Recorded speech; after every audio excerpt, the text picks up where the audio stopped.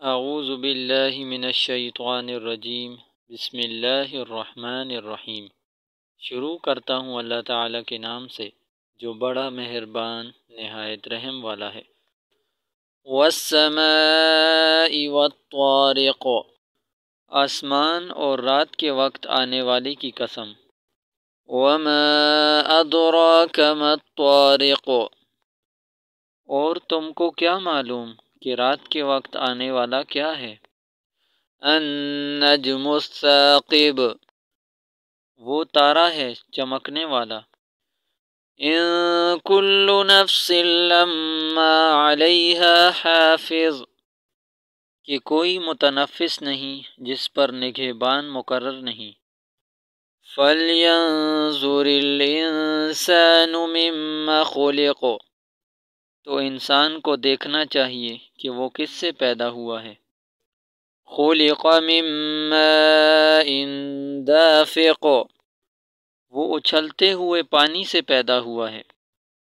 یخرج من بین الصلب والترائب، جو پیٹھ اور سینے کے بیچ میں سے نکلتا ہے۔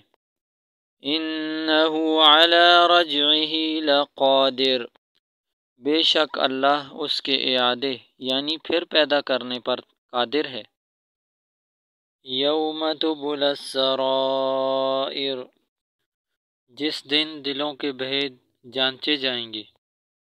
فما له من قوة ولا ناصر، تو اس کی کچھ پیش نہ چل سکے گی اور نہ کوئی اس کا مددگار ہوگا۔ والسماء ذات الرجع، آسمان کی قسم جو مینا برساتا ہے۔ والارض ذات الصدع، اور زمین کی قسم جو پھٹ جاتی ہے۔